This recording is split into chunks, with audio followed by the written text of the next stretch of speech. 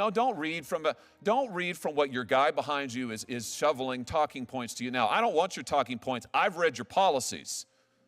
I've seen what they are, and I tell you what, it's amazing to me you're not getting your socks sewed off by your customers. I hope they will. I hope they will rush to the courthouse, even as we are here today, to sue you into oblivion for lying to them and taking their most personal, identifiable information and selling it for a profit and lying to them and to the American public. Mr. Sales Savage, if I could just start with you. So how many customers do you have approximately? Between 14 and 15 million customers. Between 14 and 15 million. I think you told Senator Britt just a minute ago that a goodly number of those are minors. Is that correct? What I said was I don't have the number of customers. You have the genetic data of a good many minors. Is that correct? We have genetic data for a particular number of minors, and I will be happy to provide. People under the age of 18. Is that correct? That is how I'm defining a minor. So they give your customers, I just want to make sure I understand your business model. Your customers give you their genetic information for you to run various tests on. Is that right? Yes, that is correct. And I mean, that's pretty sensitive stuff, isn't it? Somebody's genetic information. Is there anything more personal than that? I would agree with you, Senator, that genetic data is sensitive information. And so now you're just going to sell all of it? 15 million people, bunches of kids, maybe millions. It's just going to be sold in the open market? As Senator, the good news, as I mentioned, is that the two bidders or buyers for the company, one is Regeneron, which is That's the big pharma company? It doesn't make me feel any better. It's a large pharmaceutical company. All right, so you're gonna take 15 million Americans' genetic information and you're gonna sell it to somebody, and your message to us is today, trust us, it'll be fine. Maybe it's a big pharma company. Maybe we'll get lucky. Maybe they'll treat it right. I thought your privacy code, your privacy commitment said that consumers had a right not to have their information shared with anybody else without their consent. I mean, I've got your privacy statement right here. It says that without their consent, you can't share their information. You're about to sell it. Senator, that consent is, essentially for, not real? Not share for research purposes, and we are not selling it for research purposes. So when you tell the consumer, give us your personal information and we'll take money from you, and we won't give it to anybody without your consent, it's not real. It just means, maybe kind of depends on the day. Senator, I will say that our customers' data is their own. They have the right at all times to access that information. They can edit it. Well, sure they can, but you're about to sell it to who knows who. They can't control it. You said to Senator Moody that consumers have complete control of their data. Complete. How can they have complete control if you're about to sell it without their consent? Senator, they can delete that data anytime up until the sale and after. Oh, okay. They can delete the data. Have you fixed the ability of customers to go on your website and delete it? Because right after you announced your sale, your deletion page went down. I hold in my hand here an article from the Wall Street Journal. 23andMe site goes down as customers struggle to delete their data. Can they even get onto your site to delete their data? They can, Senator. And you fixed this? That was an issue that, yes, we fixed immediately after. It's up and running now? Customers can go on? Customers can go on and they can delete their data. What happens when they go onto your site to delete their data? When a customer logs into their account at 23andMe, they go to their settings page, and there's a section there where just click delete my data. It confirms that they want to delete their data, and it's deleted automatically.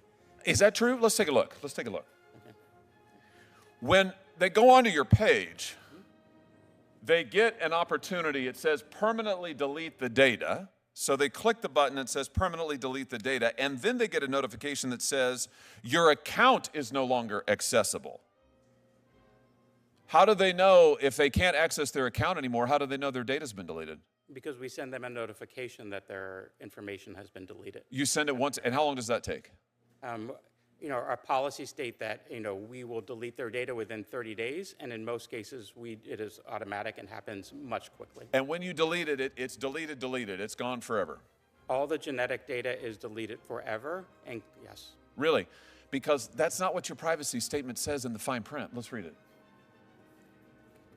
What your statement says is, we retain personal information for as long as necessary to provide the services and fill the transactions you have requested, to comply with our legal obligations, resolve disputes, enforce agreements, et cetera, et cetera.